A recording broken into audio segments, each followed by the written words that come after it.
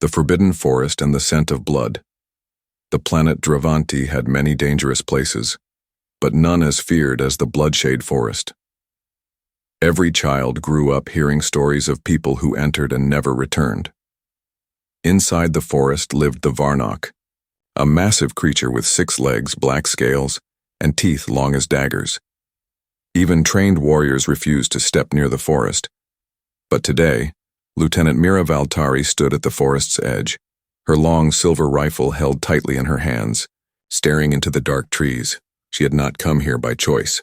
A strange signal had been picked up by her patrol. Smoke, heat, movement.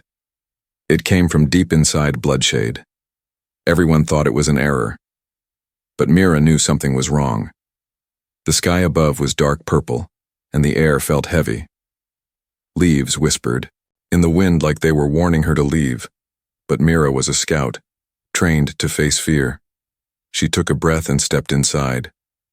The forest swallowed her. 10 minutes into her journey, she stopped. Her large alien eyes blinked. She smelled something. Not the usual sharp scent of Varnock musk, but meat, burnt meat, and something else. Smoke. She crouched behind a thick tree. Her heart was beating faster. Slowly, carefully, she moved forward, each step quiet and smooth. She was nearly invisible in the forest's shadows, and then she saw it. A small fire burned in a cleared patch. Over it, a massive slab of meat was roasting. The size, the color, it was unmistakable. It was Varnock flesh, and sitting beside the fire, calm and shirtless, was a human male. Mira gasped, but covered her mouth. Humans were thought to be almost extinct in this galaxy. Most aliens believed they were just a story told by old traders. Mira had seen pictures in ancient war reports, primitive, dangerous beings from a death world called Earth. But this was no picture. This was real. The man looked relaxed. His skin was marked with scars, some old, some fresh. He turned the meat slowly, using a spear like a cooking stick. His hands were strong. His expression was calm. Too calm. Mira whispered, "Impossible." The Varnock was the top predator on this planet. No one had ever killed one alone. And here was a human, cooking it for dinner like it was a chicken leg. She tried to move closer, but a twig snapped under her foot. The man froze. His head turned. Mira ducked behind a tree, holding her breath. She peeked through the leaves. The man stood up slowly. He picked up the spear and pointed it toward her hiding spot. He spoke. His voice was low, rough, but steady. "You can come out. I already smelled you 5 minutes ago." Mira's mind raced. He had known this whole time. She stepped out carefully, rifle ready. Her finger rested on the trigger. The human didn't raise his weapon. He looked at her with tired eyes. "You one of the locals?" he asked. Mira nodded slowly. "I am Lieutenant Mira Valtari. You are trespassing in a restricted zone. This forest is forbidden." He chuckled. "Yeah? No one told the beast I just killed." Mira glanced at the roasted flesh. It still sizzled. She could now see the Varnock's skull lying near the fire, shattered. "You killed it, Jalone." "Of course," he said. "Would have been dead otherwise." She was stunned. "That creature is the apex predator of this world." The man bit into a piece of the meat and spoke while chewing. "Not anymore." There was silence between them. Mira didn't lower her rifle. She still didn't know if he was friend or threat. "What is your name?" she asked. He chewed for a few seconds before answering. "Reese? That's it? That's enough." He tossed her a piece of meat. It landed near her boots. "Hungry?" he asked. Mira looked at the meat. Eating the Varnock was forbidden, even cursed, in her culture. But part of her was curious. This man had walked into the most dangerous forest in the galaxy, killed the top predator, and now sat here like it was just another day. What was he? No ordinary human. No ordinary anything. And deep inside, Mira knew. Her life had just changed. She looked back at him, then at the trees. Something else was watching them. The forest had gone quiet. Too quiet. And in that still silence, Mira finally felt fear. But, Reese?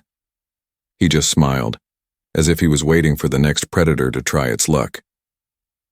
The man they called Butcher of Beasts. Mira Valtari couldn't sleep that night, even after leaving the clearing, after the fire died down, after the man called Reese had nodded off beside his roasted Varnock meat. Her mind kept spinning. Who was this human? How did he enter a restricted forest, survive alone for days, and kill Dravanti's deadliest monster with nothing but primitive tools and a smirk? And why did her heart pound every time she looked at him? The next morning she followed him. Not because she was ordered to, not yet, but because something was pulling her toward him. Curiosity? Fear? Maybe both. Reese moved like he belonged in the wild. His boots barely touched the moss. He didn't talk unless needed. And when he did, his voice was low, steady, and strangely calm, like someone who had nothing left to fear. At one point he stopped and turned to her. "You're still following me?" he asked without looking annoyed. "You killed a Varnock," she replied. "I want to understand how." Reese shrugged.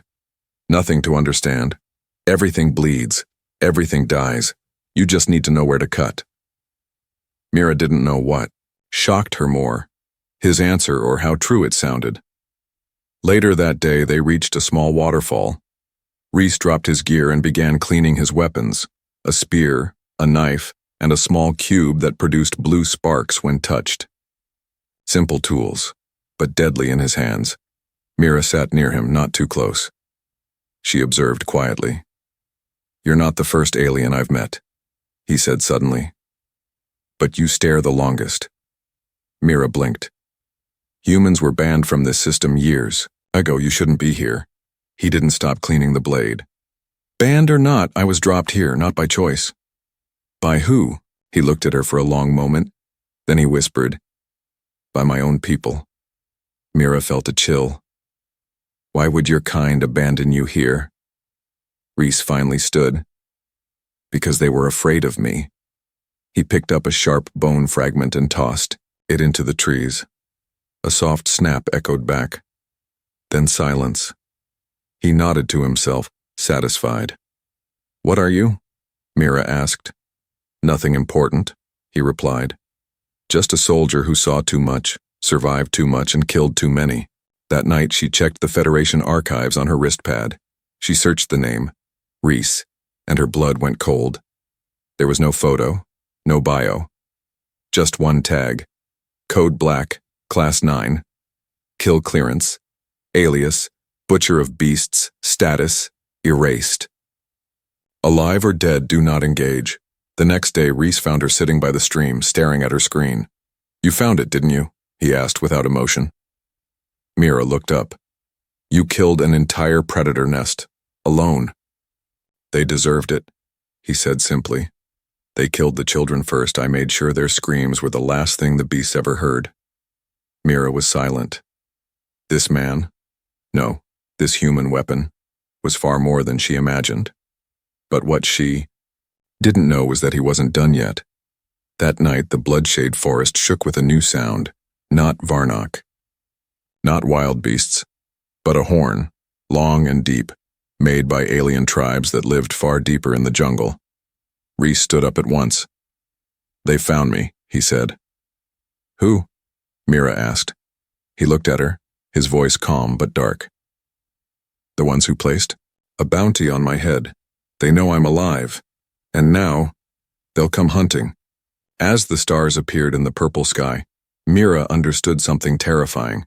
She had entered this forest searching for answers, but she had found a living nightmare, a man made for war, a man who ate fear like food, a man who hunted monsters and became worse than them.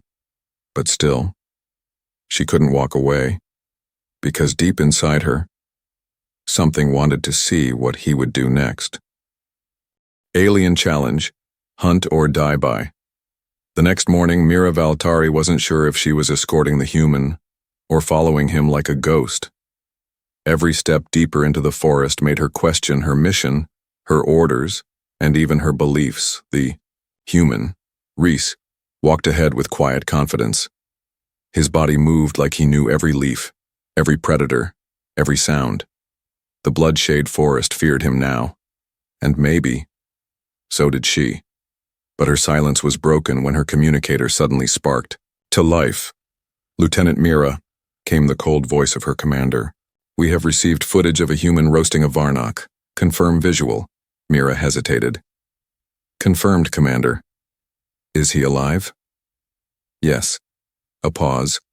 Then the order came. "He has violated interplanetary law by killing a sacred predator. You are ordered to eliminate the human immediately. Use force." Mira looked up at Reese. He was staring at her. He had heard everything. "I guess that makes you the hunter now," he said, with no fear in his voice. Mira raised her rifle, hands shaking. "I have no choice." Reese didn't flinch. "You always have a choice. But remember this. If you point that gun, you better be ready to kill, because I won't give you a second shot." Her finger touched the trigger and stopped. Mira dropped the rifle. "No." She turned on her communicator. "Commander, request denied. I refuse to fire on the human." There was silence. Then her commander's voice thundered. "You are now marked a traitor. Expect no rescue." The line went dead. Reese raised an eyebrow. "You just gave up your whole life. For me?" Mira didn't answer. She just walked forward, away from the communicator, from her past, and from everything she was taught. "I don't know what you are," she whispered, "but I know you're not the monster they say." Reese gave her a sad smile. "You'll regret saying that." Suddenly, the ground shook. A boom echoed through the forest canopy. Trees trembled. Birds scattered into the sky. From the shadows, shapes appeared. Dozens of alien hunters wearing bone armor and carrying flame spears. The Ulanite tribe, a warlike alien race who worshipped the Varnock as holy beasts. They had seen Reese's fire, smelled the cooked flesh, and now they had come. A tall alien stepped forward. His armor was blood red and his face was marked with black paint. He stared at Reese, then spat. "You defiled our god," he growled.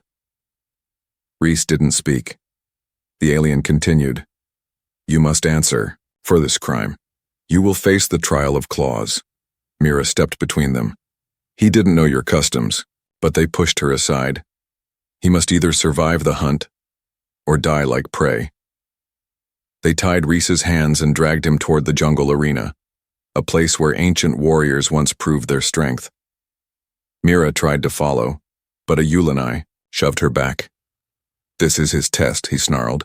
"If he is strong, he will return. If not, his bones will feed the roots." At dusk, Mira waited at the edge of the trees, her fists clenched. Her mind raced. How had it come to this? Yesterday he was a stranger. Today he was a hunted man, because he dared to kill what others worshipped. She whispered into the darkness, "Come back, Reese, or this world is not worth saving." Inside the arena, Reese stood alone.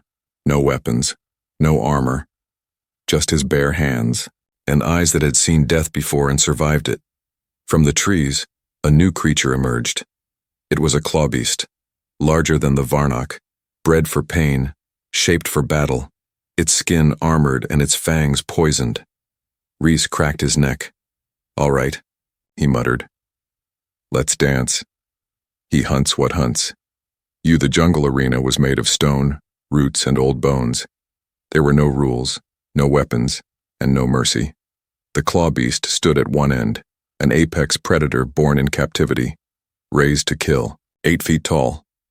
Double jaws, eyes that glowed red in the dark, and at the other end was just one man. Reese, no armor, no fear, just calloused hands, and a smile. The Ulanai tribe watched from high branches and rocky perches, expecting blood. They had thrown thousands into the arena over generations. None ever came back, but this human didn't tremble. He rolled his shoulders like it was just a workout, his face calm, almost bored. Even the claw beast paused. as if it too could feel. This prey was different. Mira watched from behind a thick tree, far from the arena but close enough to see. She shouldn't have come. She had been warned. This is not for outsiders. But her heart wouldn't let her stay away. Rhys wasn't just fighting a beast. He was fighting a belief that humans were weak, fragile, and below the food chain. He was proving them wrong. The claw beast struck first. Fast. Deadly. A blur of teeth and claws. Rhys dodged left. Barely. A claw sliced across his ribs, blood flying. The crowd howled, but Rhys didn't fall. He stepped back, eyes locked on the beast, blood dripping, and grinned. "You're fast," he muttered. "But you're not smart." The claw beast lunged again. This time Rhys didn't dodge. He moved forward and grabbed the beast's arm mid-swipe. The crowd gasped. He twisted. Bones cracked. The claw beast screeched. Then, like lightning, Rhys leapt onto its back, jamming a sharp rock into its eye. It roared in pain, thrashing. Rhys held on, his body covered in blood. Some his, some not. Mira couldn't believe what she was seeing. This wasn't just survival, it was domination. The claw beast spun and slammed Rhys against the stone wall, twice, 3 times. Still, he didn't let go. With one final move, Rhys wrapped his legs around its throat and snapped its neck. The body collapsed. Dust rose. Silence. The Ulanai didn't cheer. They didn't speak. They had no words for what just happened. A man, a human, had done the impossible. Again. Rhys stood slowly, his body shaking. He looked up at the tribe. "Who's next?" he asked, his voice low. Still silence. Then, one of the elders dropped to one knee. Then another. Then the whole tribe. Not out of respect, out of fear. Later that night, by a new fire, Mira sat beside him. Rhys was wrapping bandages made from vines and cloth scraps. "You shouldn't be alive," she said. "Should have died 10 times, he replied. "But I don't like quitting." She looked at him. Truly looked. Scars over scars. Eyes full of old war. Muscles built from pain and survival. "What are you?" she whispered. He stared into the fire. "I'm what happens when monsters raise a man." He tossed a bone into the flames. "The claw beast was good," he added. "Fast, angry. But you know what I learned back on Earth?" "What?" Rhys looked at her, serious now. "The most dangerous prey is the one that's already been hunted and lived." Mira shivered, because she realized something awful. Rhys wasn't just fighting monsters, he had become one. But this monster was on her side now, and soon, the whole planet would know. Predator and prey walked together. The jungle didn't feel the same anymore. It was still dark, still full of shadows and growls. But now it watched them. Mira Valtari walked beside the human, Rhys, as he limped through the forest path, blood drying on his bandages. She had seen warriors win battles. She had never seen one win fear. The entire Ulanai tribe had bowed before him last night. But fear always breeds whispers. And whispers always bring knives. They had walked only 2 hours when Rhys stopped. He dropped to a crouch, eyes locked on the dirt. Mira tilted her head. "What is it?" He didn't answer. He pointed to the ground. Mira stepped closer. Footprints. Fresh, deep, wide, not from any beast, soldiers. Rhys stood slowly. "They know I'm alive," he said. "Who?" Mira asked. His jaw tightened. "Not the tribes, not the Ulanai, not your people either. These ones don't wear flags." Her breath caught. "Bounty hunters?" He nodded once. "No, worse, cleaners." Back on her homeworld, Mira had only heard that word in whispers. Cleaners were not law. They were not military. They were shadows sent to erase problems, the kind that governments couldn't handle, and Reese was a problem. A human who killed the apex predator. A human who won over a warrior tribe. A human who shouldn't exist. Why are they hunting you? She asked. Reese gave her a sharp look. I didn't do what I was told, and then I survived what I wasn't supposed to. They don't like loose ends. He turned and walked faster. Mira followed, confused. Why not hide? You've already proven yourself. Reese stopped and looked her dead in the eyes. Because if we run, they'll think we're prey. They didn't talk after that. There was no time. The forest grew silent. That kind of silence that only happens before something dies. Then, a whizzing sound. Reese shoved Mira to the ground as a sharp bolt burned past her face, hitting a tree and melting half of it. Laser fire. Mira rolled into the underbrush. Reese had already vanished into the trees. 3 shadows appeared from the mist. Armored, tall, faces covered in smooth black masks. Each one held a pulse rifle and moved with deadly silence. Mira held her breath. They moved toward the last footprint. Toward Reese, but the forest belonged to him now. Suddenly, one soldier vanished into a pit lined with sharpened sticks. Another screamed, pulled backward by a vine snare and crushed between trees. The third turned to run, and that's when Reese dropped down from above, landing silently behind him. The man barely turned before Reese slit his throat with a sharpened Varnock fang. When Mira emerged, it was over. She saw the scene. 3 bodies, weapons scattered, Reese breathing heavily with blood on his hands. She didn't speak, but Reese looked at her and said only, "This is what happens when predators come." For predators, they buried the bodies not out of respect, out of survival, out of habit. That night they camped near a quiet river. The stars above blinked like cold eyes. Mira sat close to the fire. Reese leaned against a tree, eyes closed but never truly asleep. She finally asked, "What are you going to do now?" His voice came like wind through stone. "I'm going to find out who sent them." "And then?" Reese opened his eyes. "Then I make them wish they sent more." Mira didn't respond, but she knew something had changed. She had once seen Reese as a wild man, a hunter, a legend, a ghost. Now she saw something more dangerous, a cause. And if a human ever became a cause, entire worlds would burn. Still, she didn't leave his side. She couldn't, because somewhere deep in her alien heart, she was no longer just watching history. She was part of it, the tribal trial and the alien law. The jungle no longer whispered. It watched. Every tribe, every beast, every tree. They had heard the stories of a human who ate the Varnock, who broke the arena beast, who walked away from death like it was just another hunt. But not all eyes saw him as a legend. Some saw him as a threat to balance. At sunrise, Reese and Mira were surrounded, but not by enemies. They came in silence. Elders, chiefs, and shadow walkers from different tribes. Their eyes glowed with war paint and old wisdom. Each one bore symbols of planets Mira had never even heard of. Mira whispered, "What is this?" Reese didn't move. Judgment, the leader, a tall female draped in bone feathers, stepped forward. "I am Araktai, Speaker of the Unity Council," she said. "We do not answer to empires or armies. We answer to the law of wild stars." Reese stared but said nothing.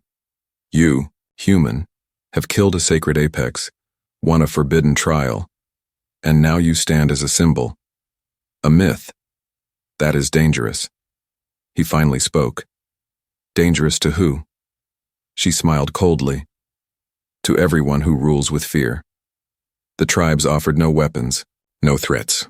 Instead, they offered something rarer, a choice. "According to our ancient code," Araktai continued, "you are to be judged not by war, but by the right of names." Mira's brow furrowed. "What's that?" Reese answered before she could blink. "It means I have to stand before every tribe and answer one question." He looked at the speaker. "Who am I?" It wasn't a battle. It was worse. For 3 days, Reese stood in the circle of flame, surrounded by warriors, elders, hunters, and truth speakers from 17 species. Each asked him one thing. Why did you kill? What gives you the right to hunt gods? What are you becoming? Reese answered with stories, some brutal, some broken, all real. He told them about war on Earth, about betrayal by generals, about monsters wearing medals, about survival not for glory but because he had no other choice. Mira listened to every word, and in his voice, she heard something new, not just anger, but pain. This man wasn't chasing death. He was running from what it cost him. By the end of the trial, the fires had burned low. Arakti stood again. She looked at the others, then at Reese. By law, you are not one of us, she said, but by flame, blood, and truth. You may now choose your title. The tribes watched. The forest waited. Mira held her breath. Reese stepped forward, his eyes on the stars, and said just one word, Hunter. The silence after that was heavy. Then slowly, one by one, the tribes nodded, accepted, respected, feared, but it wasn't over. As Mira and Reese walked into the forest, a silent scout appeared before them, his skin painted gray. There is another, one coming, the scout said. One nod of the forest, a metal shadow from the sky. Reese turned slowly. Human? He asked. The scout nodded. Mira felt her stomach twist. They're sending someone else, she whispered. Not to hunt you, not to capture you. Reese finished her sentence. To erase everything I touched. As the stars above blinked cold and bright, Reese checked his blade, adjusted his gear, and said without emotion, Let them come.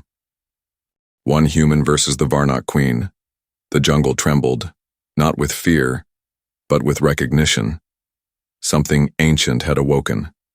Something that remembered pain, war, fire.